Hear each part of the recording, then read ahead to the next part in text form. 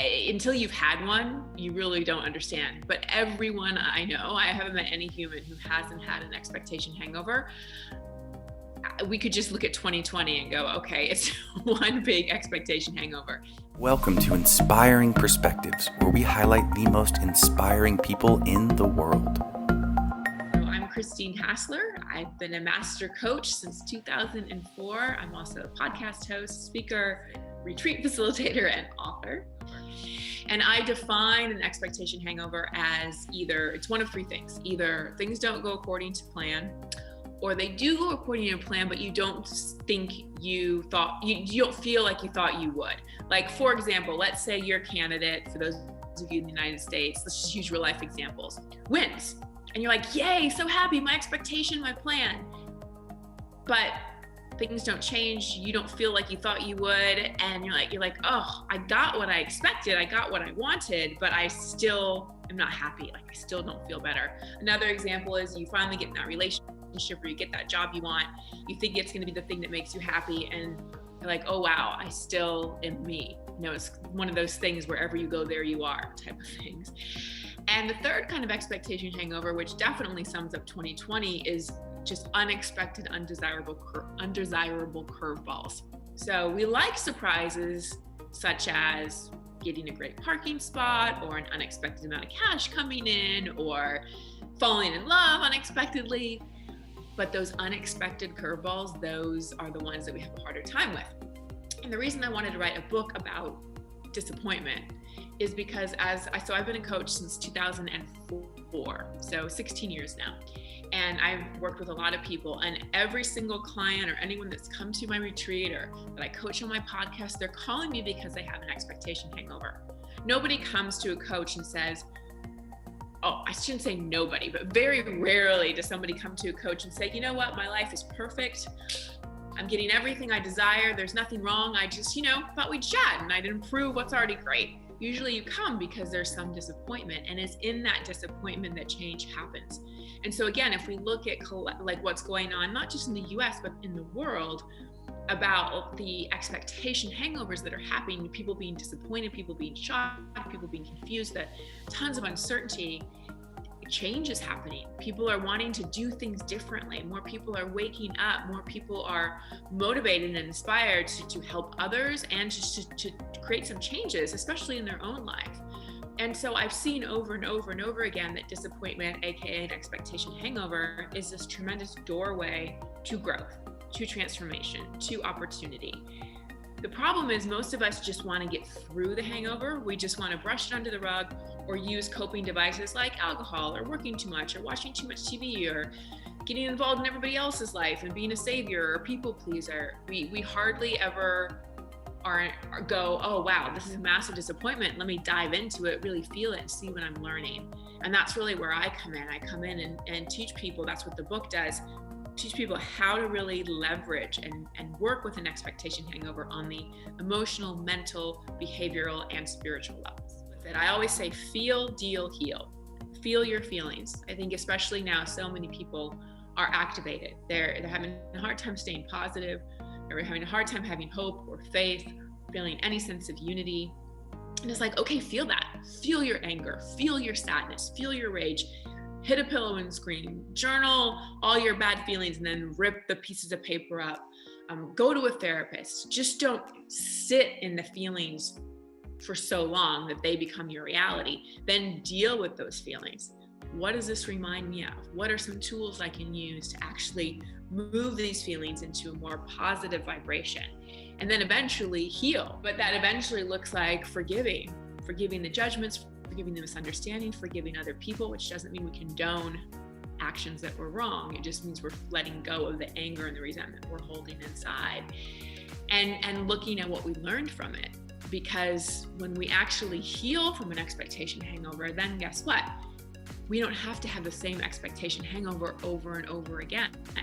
So when someone comes to me and says, I keep getting fired, I let them feel their feelings. I have tremendous compassion for them. But I won't go into their victim story. I will ask, what's the common denominator in all these situations? Oh, a terrible boss. And I'm like, let's be a little more honest. What's the common denominator in all these situations? me. Okay, that doesn't mean we have to go into self-blame and self-loathing and fire the inner critic up, but it does mean we need to look at, all right, what are the beliefs I'm coming into, or what are the actions or the feelings or the way of being that keeps perpetuating this expectation hangover of getting fired? And we finally deal with that, feel, heal, and deal with it, then you don't keep getting fired anymore. So that's the beauty of dealing with expectation hangovers. Although it's like not so sexy to be, like, oh, I'm gonna go in and feel my disappointment and like really leverage it. When you get to the other side, you don't have to experience the same disappointments over again. It's like, oh wow, that was really worth it. We have a lot of leaky humans. And what I mean by that is we have a lot of triggered people in the world. And I put myself in this category at times as well when I'm not on top of my own stuff, where we're being irritable, we're being angry, we're blaming, we're projecting, we're just, our repressed sadness, disappointment, anger, shame, all those things, it's leaking out instead of us just dealing with it. And, I run a lot of retreats, and one thing that I always have at my retreats is an anger burn, especially at my women's retreats, because a lot of women don't think they're angry. And I'm like, you are.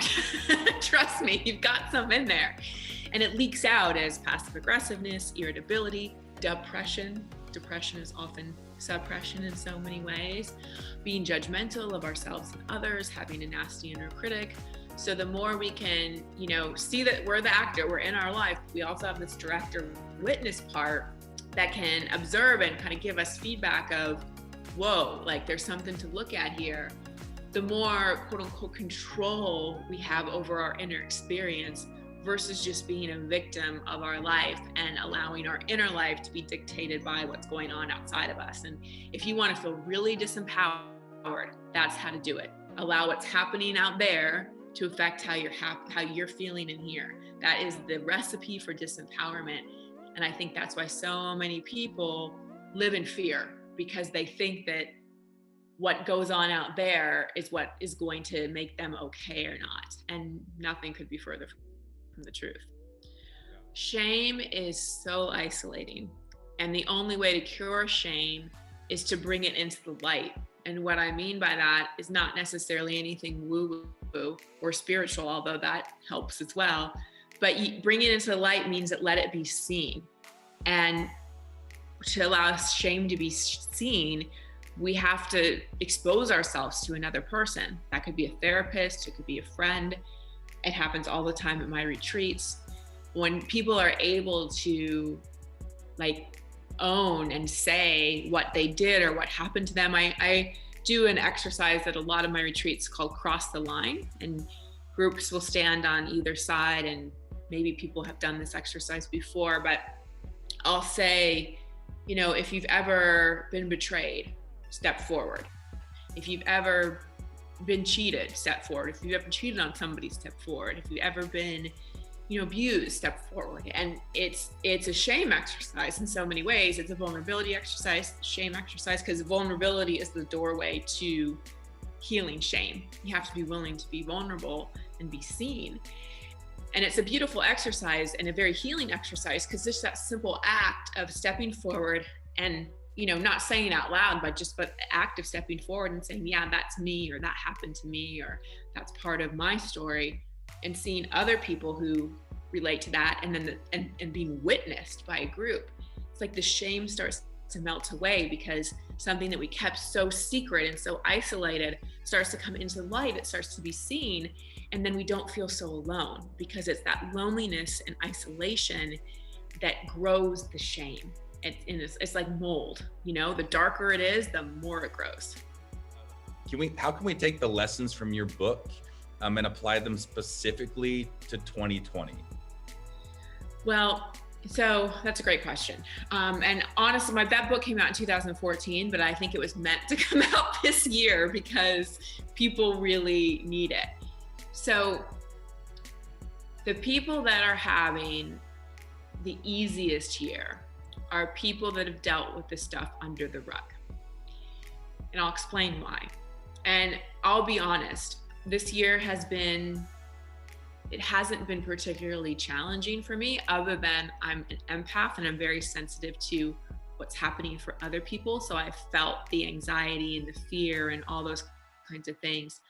But I haven't been super triggered and things haven't been particularly challenging. However, I have had many, many, many years before that when things were incredibly challenging. And I did so much work on myself. You know, I'm a coach and I help other people, but I've spent so much time and money on my own healing and growth. You know, I remember it started when I was young in my early 20s and I had no money and I really wanted to go on this personal growth retreat. And I wrote a letter to all my family members. I think it was an email, and all my friends and everyone I knew. And I said, I don't want a birthday or Christmas gift for like 5 years. Anything that you would give me, please just put in this fund because I really want to go on this personal development tree. And that I just kind of knew at a young age, like I wanted to start cleaning up my past and my programming like early on. So why am I sharing that? Because 2020 is very triggering for our inner child. And inner child is not, again, it's not some woo-woo term. It's a psychological reality. We all have, you know, no matter what age you are, you all have an inner child that mostly sits in your subconscious and remembers all the pains and the scariness and everything that you've been through. And 2020 has been a massive year of uncertainty. And nothing triggers the inner child more than uncertainty. Because if you think about your toughest times in childhood, whether it was very severe, like sexual abuse, or it was your parents getting divorced or getting teased, all of those things involved uncertainty. All of those things involved a massive expectation hangover. In a moment, your world changed and you felt like you didn't have control and you felt very uncertain and you felt very scared. So especially here in the US, but all over the world, especially with COVID, when we feel like the outside world isn't safe anymore, that triggers that part of us that at one time or another didn't feel safe for whatever reason. So we're very activated, which I think is why we see a lot of, for lack of a better word, immature behavior. I'd call it more accurately triggered behavior. People being very reactive, very angry, lots of name calling. But that's kind of the outward. And then on the other side of that, we're seeing alcohol sales go up, domestic violence go up. You know, we're seeing all these reactions. And from my point of view, it's because so many people haven't dealt with their own wounding. And so it's hard to navigate a year like this when you've got an inner child that's like, I'm scared, I don't feel safe, I don't trust anyone, I'm angry, and I'm really sad. And so Expectation Hangover is very useful because what the book does is it asks you to bring a current expectation hangover to mind. We can use anything in 2020. And then I take you through a process of basically getting to what does this remind you of, like connecting the dots to how you felt this way before, and walk you through, again, on the emotional, mental, behavior, and spiritual level, how to heal that expectation hangover. And the people who have been really using the book this year, it's still a hard year, no matter how you slice it, but they're feeling so much better because they're feeling so much more empowered. They're feeling so much less activated because they don't have all that stuff. It's sort of like if I cleaned my house once a year, that would be so much harder than if I cleaned it once a week because there'd be so much buildup. It's intimidating to walk into a house you haven't cleaned in a year. A house you haven't cleaned in a week, not so hard. And that's what Expectation Hangover can do. It can give you that, okay, I'm still gonna have to clean my house. There's still gonna be times when I'm triggered, but it's not gonna have the buildup of a whole year. I'm gonna be able to go in and feel, heal, and deal without like being so activated from decades of stuff I've swept under the rug. Yeah, it's definitely a book, but a workbook. It's not a sit in your bathtub and just read it, you know, like Eat, Pray, Love. There's exercises and meditations you can link to, and it's a really because I want to empower people. I never want to fish for them. I want to teach people how to fish. And I don't want to just give people concepts. My mission is to really empower people through tools that actually shift them versus just information that give them awareness, but then people that have so much awareness end up beating themselves up because they're like, I have all this awareness, but my life isn't changing. So that's why I'm like, here's the tools so you can integrate it and things start to change. So often, you know, you don't have a whole weekend in a seminar to help someone really work through their issues. And maybe someone doesn't even have the ability to purchase your book. Say if you were to give one tool, sum up one piece of advice, what would you tell someone that just really didn't feel like their expectations were met this year? Well, I'll give it like a step with feel, heal, deal. So first, feel it. Like have yourself a good old fashioned temper tantrum where you really let yourself feel your sadness, feel your anger. If you live with other people, tell them, go for a walk for an hour. I need a pity party. And really like allow yourself to feel it. If you are emotive, you can cry, you can, like I said, hit a pillow. I like to use those pool noodles, you know, they're like foamy pool noodles, cut it in half. It makes a great whacker. You can yell into a pillow if you're afraid of noise. If you can't express that way, you can dance, you can put on music and like dance it out and let the emotion come. Or you can do what I call release writing, which is just write. Use cuss words, get as mad as you need to. I'm angry because, I'm sad because, this year sucked because, screw whoever because, and you're writing so fast, it's not journaling. So you're not going back and reading it. It's not reflective. It's processing. It's like stream of conscious. So when you finish it, you rip it up or you burn it. That's very symbolic as well, to be able to burn it. So that's the feel part. So just like get your feelings out so they stop leaking out. And, you know, if we don't actually get our feelings out in a healthy way, we're just going to feel like a victim and we're just going to feel depressed. So we want to feel, not indulge in our feelings, but emote. So emotion is energy in motion. Get it out, because otherwise it's just going to get stuck in there and you're going to be suppressed, irritable. It's what causes illness in a lot of ways, disease. That's the first part. Then deal. You know, a good thing that I like to do is divide a paper into 2 columns. What I can control or what I have influence over, and what I can't. And make a list of what you can do. And then start to just think of action steps you can take, just one. I don't like people to have to map out a whole plan.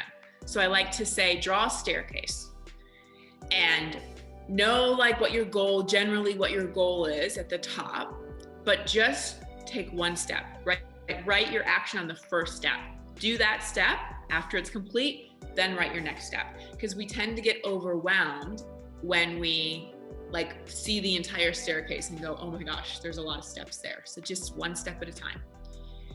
And then with healing, you got to look at where you're holding on to resentment and shoulda, coulda, wouldas, and living in the past. You know, I hear so many times, I wish things could go back to normal. They're not going to. We're in an entirely different world. And that's part of healing, is we accept whatever is the current reality. And we know that we can influence our reality by how we perceive it. So the healing part is forgiveness. It's letting go of misunderstandings, misbeliefs, resentments, things that you're holding onto, the past, and being like, all right, I'm willing to let go of these things that have held me back for so long. And I'm willing to recognize I'm a sovereign being and I can create a different reality. And people may say, well, but I can't, because I can't eliminate COVID by myself, or I can't fill in the blank. I'm like, true miracle is a change in perception. So 2 people can be experiencing the same external things, but be having a much different reality inside of themselves by how they perceive it. I mean, you see it all the time with people in traffic. Some people are going along, they're listening to their favorite song or podcast, and they're having a great time. Somebody else is cursing and they're mad and they're watching the clock and they're beating themselves up for going the wrong way. Same quote unquote reality, but very different inner experience. And that's a big part of the healing, is knowing your inner experience is your domain and you can shift it. But it's harder if you don't feel and deal first, because then you're just kind of positivity bypassing, and that doesn't work so well. Christine, you've become a very successful author and speaker and life coach. Looking back for you, what's the best decision that you made for yourself? Quitting my very successful job in Hollywood at 25 years old, having the guts to do that, even though people thought I was crazy. And it wasn't like overnight I knew what I was going to do and I was successful at it. It was bumpy for a while, a good 4 or 5 years. It was pretty bumpy. But that, like, it was really, I think, the first time in my life I truly listened to my intuition. And the thing about intuition that can be misunderstood is that people think that intuition just gives you the answer, when sometimes intuition is just more like, not this. You know, it's not like when I quit my job, my intuition was like, and you're going to be a life coach and an author. And it wasn't, I didn't have that clarity at all. All my intuition said was, not this. It's not this. You need to go. And I so desperately wanted to know what was next.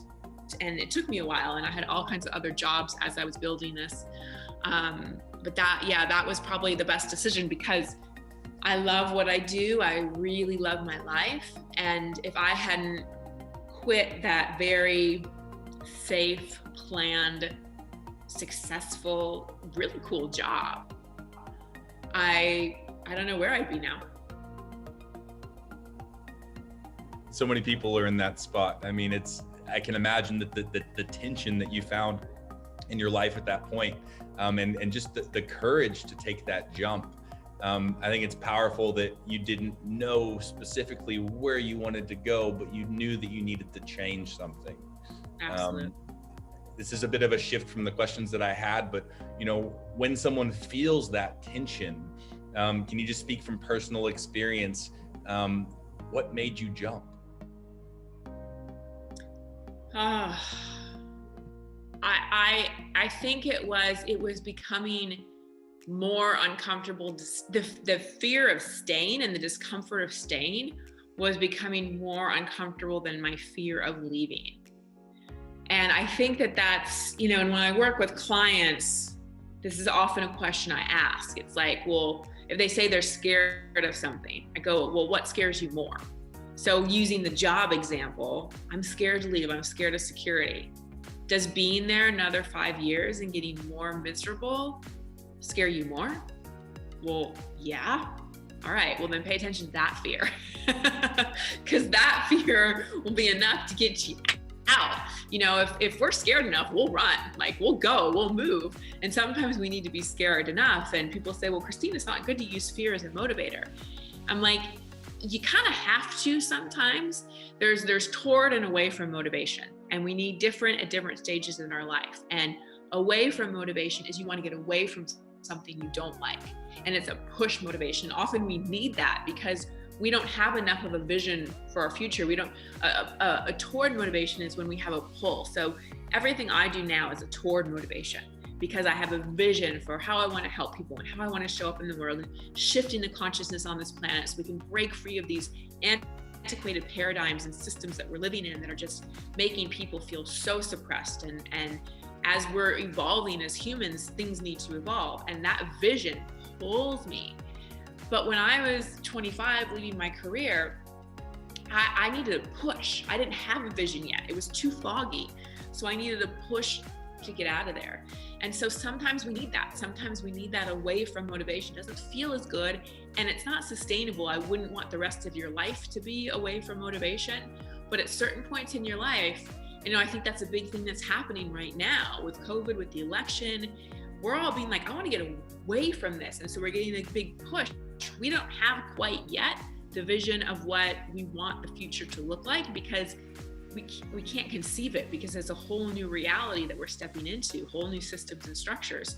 So we need a little bit of that. And then we'll start to get the vision. Once we're out of the matrix a little bit, then we'll start to get the vision of, okay, this is what this could look like, and this is what this could look like, and it will transfer to that toward motivation. That's so great. So say that someone is like you, Christine, and they're having a pretty good year despite what's going on. even you, of course, just like all of us, you've got a bad day every now and again. Oh, for sure. Yeah. Is there one, just maybe personally for you, I know it's a different answer for everyone, but I think people could still gain value from it. What's your trick to kind of at least getting your mind back into the right? Yeah. Well, lately, I don't know if you can see, but see that little dog right there? So that's actually my dog nephew. That's my sister's dog. And I babysit him very frequently when they camp or whatever. But I wanted to use that example because connecting to unconditional love, whether it be a dog or your child or your family or someone you love, like that kind of connection is huge. And I think, that's one thing that really, really concerns me about COVID right now is there's so much lack of connection. I love that dog adoptions have gone up so much, and that's very wise. People are feeling that they need to be connected to something, and they need something to love and to love them. So that human connection, and get a hug if there's someone to get a hug from in your home, cuddle with your dog, play with your kid, or connect to earth. Go out and stick your feet in the ground, like in the grass, barefoot, not in your 1-inch soled tennis shoes, like barefoot in the ground, and just take 6 nice deep breaths in through your nose, out through your mouth. Sometimes we make things way too complicated. We think in order to center ourselves, we need to call our therapist and do an hour meditation and burn some sage and journal for hours. And it doesn't necessarily need to take that. Going out, putting your feet in the ground, breathing, putting on your favorite song. I was in a funk, last Sunday morning. It was heavy energy. It was after Halloween. It was a full moon. We were building up to the election. And I was just like, oh, it's such a funk and just bleh. And I was like, I'm going to give myself a 20-minute dance party by myself. I'm my own DJ. I think I put on, I don't know if you remember CNC Music Factory, Everybody Dance Now, like that song, Make You Sweat. There was a little flash dance in there. I was just like going for it with songs that made me happy and just moving around, dancing like nobody's watching. And it shifted my energy. So those kind of state changes can be amazing. Even having a tall glass of ice water, like simple, but knowing it's like the most important thing is that you do something to break the pattern that you're in. Because, if you're going down a road and your hands are just resting on the steering wheel, you're just going to keep going straight. And you can go straight and straight and straight. And you in order to go a different direction, you've got to turn. And that's what it is. You got to do something that just makes you turn, that doesn't have to be complicated. And doing that over and over and over will train your brain, train your subconscious to know, oh, wait, we have the power to shift how we feel. And that's really important, tying it back to the inner child. That's important for the inner child because as children, we didn't have that kind of sovereignty. We didn't have that kind of power. It's not like when we were 6 years old and our parents were fighting, we could say, excuse me, mom and dad, you're in a very unhealthy, codependent dynamic right now, and I'm gonna excuse myself to the playroom, put on my noise canceling headsets and just chill out for a while because you're not my problem. Like, we don't have that kind of stuff as a 6-year-old. We're like, oh my God, mom and dad are fighting. I'm scared, it's my fault, what do I do? And so we get in this habit of thinking we're stuck in our current situation and we have no power. And so just simple things to steer in another direction repeatedly start to tell that back part of our brain, oh, wait a second, you are sovereign, you do have power, you can take care of yourself, you're not a victim of your circumstances. The people that are inspiring me right now are the people that are able to talk about what's going on in the world, be it COVID or the election, without a charge, without blaming, without getting angry, not with spiritual bypassing. I don't resonate with people that are like, it's all for the highest good and, blah, blah, blah. Because it's really hard for a lot of people right now. And there's the reality of that. But I really am inspired by people who are leading, not with blame, not with division, because I'm seeing a lot of people that I respected and look up to pick a side. And maybe it's because I grew up when felt like I was mediating my parents a lot. Like I don't like picking, you can relate, well, a typical 4. You can relate, it's like because I don't think either side is right, and I don't believe in division. And anyway, so the short answer to your question, the people that are inspiring me most are the people that are leading and sharing without blame, without anger, without creating more division, without finger pointing, without getting people riled up and more fear, but are speaking from facts, from science, from spirituality, but in a grounded reality kind of way, and really from their heart. That's who's inspiring me right now. So you can find me on social media. Instagram is my favorite platform, at Christine Hassler. You can head to my website, which is christinehassler.com, and get my free coaching assessment. And I'd love for you to join me on my podcast. It's called Over It and On With It. And every numbered episode, and there's been over 500 episodes, but there's been 270 numbered episodes that are unscripted, unproduced coaching sessions with people. So you get to hear me coach somebody. And so a lot of the things we talked about, they're resonating, but you kind of have questions, listen to the podcast, because people tell me all the time, I never thought I was going to resonate with that particular caller, that particular question, but I always learned something. So it's a great way to get free therapy by being a fly on the wall.